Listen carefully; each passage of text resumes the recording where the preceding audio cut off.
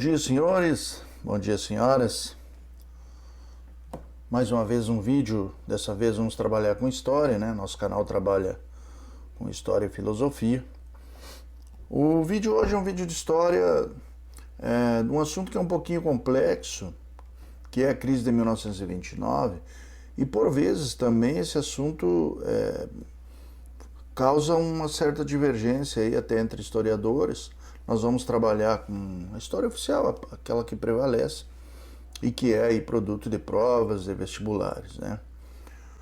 Como é que se procede essa crise? Essa é uma das, se não a maior crise do capitalismo internacional.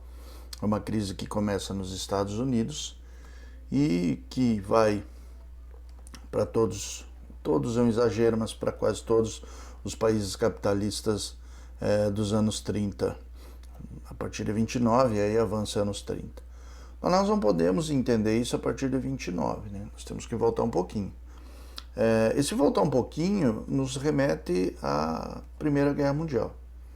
A Primeira Guerra Mundial de 1914 a 1919 é uma guerra que vai envolver as grandes nações do mundo, e os Estados Unidos vão entrar tardiamente nessa guerra.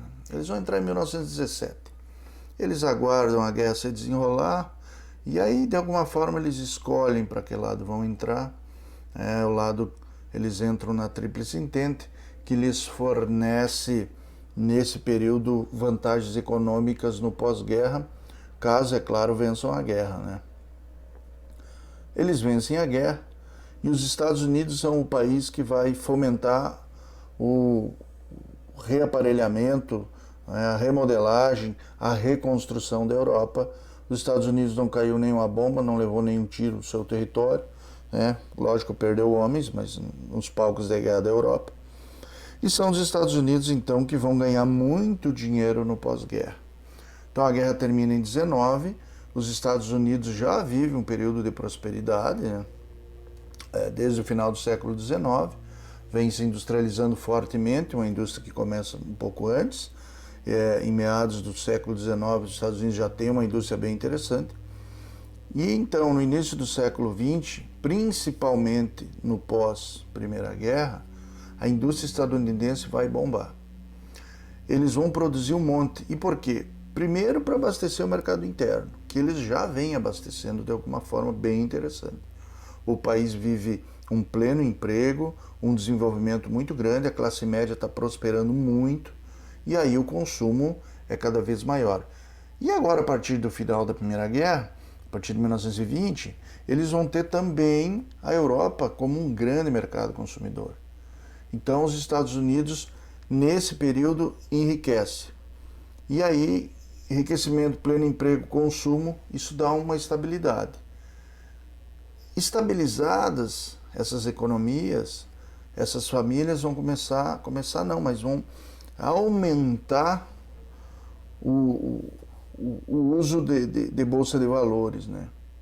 Desta forma de rendimento, de colocar dinheiro na bolsa de valores. E por que bolsa de valores? Porque na época era o que mais rendia, apesar de a bolsa de valores ser perigosa, e a crise de 29 mostra isso. Mas as pessoas começam a investir na bolsa e essas empresas não param de produzir.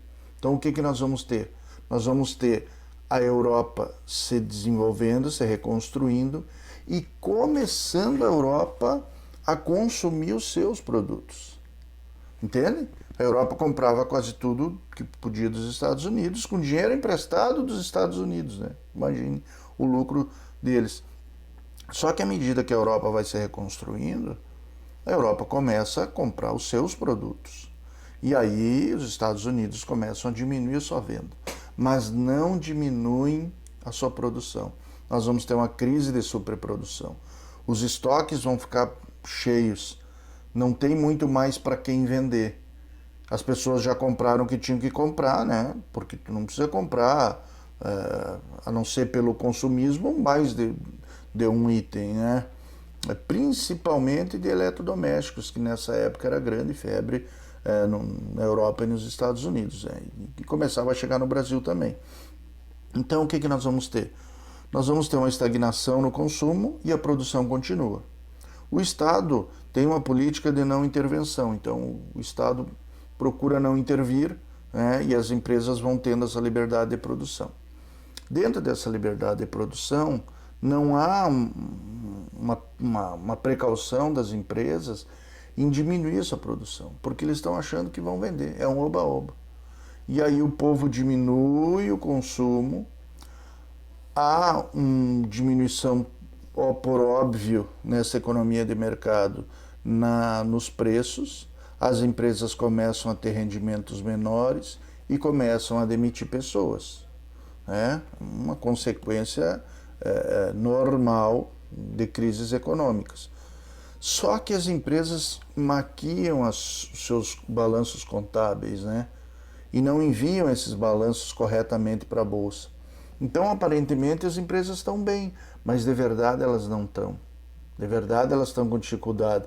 E aí mais demissões, não há seguridade social, não há seguro-desemprego, por exemplo, e essas pessoas começam a não ter aí dinheiro para comprar. Antes tinha dinheiro para comprar e não tinha o consumo porque saturou. Agora já não tem mais dinheiro para comprar. Até que 24 de outubro de 1929 é o crash da Bolsa, né? É o dia em que a Bolsa de Valores de Nova York constatou, já havia constatado, mas que abriu isso ao público, né? Que era a falência de milhares de empregos, de milhares de empresas e milhões de empregos.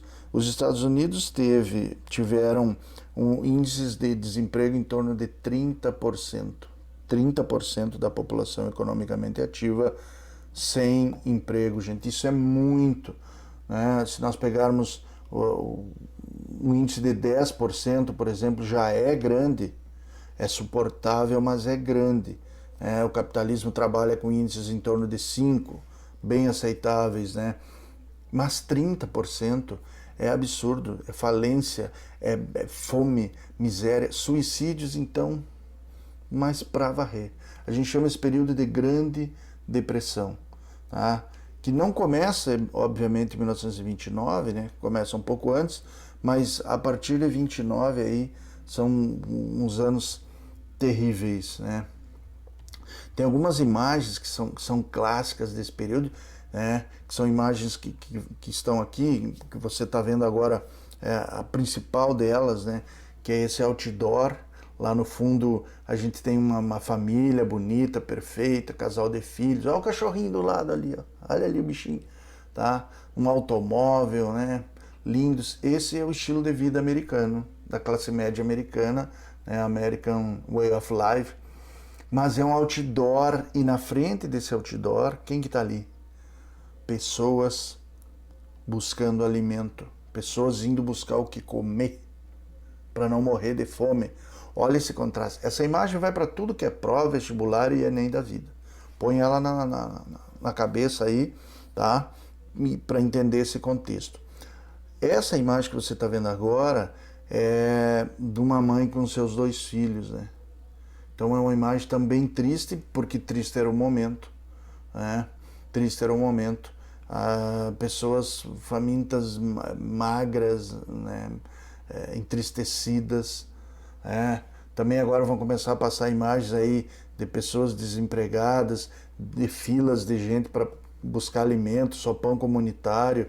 Tudo isso foi uma realidade dos Estados Unidos, podemos dizer assim, de 7 a 10 anos, né? A partir de 29 a coisa começa a enfeiar e cada vez mais. Não tem emprego, gente. Tem gente vendendo a mão de obra. Uma semana de trabalho por $1. Eu vou repetir. Uma semana de trabalho por $1. Sabe o que é isso, gente? Sabe o que é isso? Absurdos, né? Então, chegou a se pensar o pior dos Estados Unidos, né? E essa crise vai para a Europa, claro que não com essa força que bateu os Estados Unidos. Também vem para o Brasil. O principal produto de exportação brasileiro era o café. O principal comprador eram os Estados Unidos. Aí já falei tudo, né? Então, na crise não se compra café. Então, os Estados Unidos vão diminuir, quase parar essa compra de café. O governo brasileiro vai fazer uma intervenção no processo econômico, vai comprar sacas de café e distribuir, queimar, dar. Até tem algumas imagens, essa que você está vendo agora é uma imagem do pessoal colocando café para queimar num trem, os trens a vapor, né, precisavam de combustível. Tem umas declarações que o trem passava, a famosa Maria Fumaça, e que por quilômetros se sentiu o cheiro do café, né? Fica na memória das pessoas desse tempo, né? Bom, e como sair dessa crise? Os Estados Unidos são os Estados Unidos, é lógico que eles saíram. O que aconteceu para a saída dessa crise? A saída da crise inicia com a eleição do presidente Roosevelt, Franklin Delano Roosevelt. A partir de 1933, o presidente Roosevelt vai mudar o modelo político-econômico dos Estados Unidos. Então, ele vai passar a ser um governo que intervém na economia, né?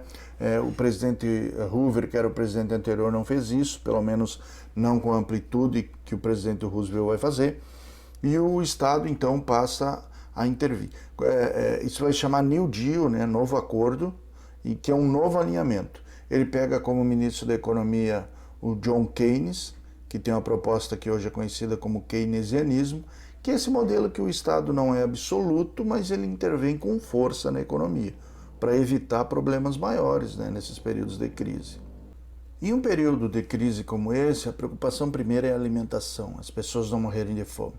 Então, os primeiros ataques do governo, ataques no bom sentido, são em relação à agricultura, né? É o fomento ao agricultor que recebe dinheiro e a produção. Então, o Estado passa a fomentar a agricultura para que haja alimento nas cidades. Tem alguns relatos de que o frete pago, ou o custo para levar o alimento para a cidade era mais caro do que se ganhava com o alimento. Você compreende? Os agricultores nem levavam para a cidade, não valia a pena, porque não circulava dinheiro. Então, o primeiro ataque do governo é fomentar a agricultura e a pecuária e produzir alimento. Na sequência, o governo trabalha com a Seguridade Social, que é dar para esse povo uma expectativa maior de sobrevivência. Então, é criado o seguro-desemprego, é criada a aposentadoria remunerada, para que esse povo possa ter uma garantia caso não esteja empregado. E as obras públicas, né? As obras públicas. Grandes obras públicas, grandíssimas obras públicas. Eu costumo brincar com meus alunos que mandaram abrir uma vala nos Estados Unidos, de norte a sul e outra de leste a oeste, com pás, picaretas e enxadas, e um grupo abriu a vala e um outro grupo fechou a vala. Não colocaram nada dentro. Para que isso? Claro que isso é uma brincadeira. Para dar emprego para essa gente, para dar dignidade para esse povo, de ganhar o dinheirinho honesto, de levar comida para casa. E isso foi acontecendo. Então, os Estados Unidos, a partir de 1933, começa a diminuir esses índices de miserabilidade, de desemprego e de recessão, e aos poucos vai retomando, né, essas condições todas. O New Deal vai funcionar com força a partir de 1935, que é quando o Estado conseguiu realmente se aparelhar, né, e começar esse trabalho. Claro que não é mágica, são anos de trabalho e não há um atendimento total da população, né?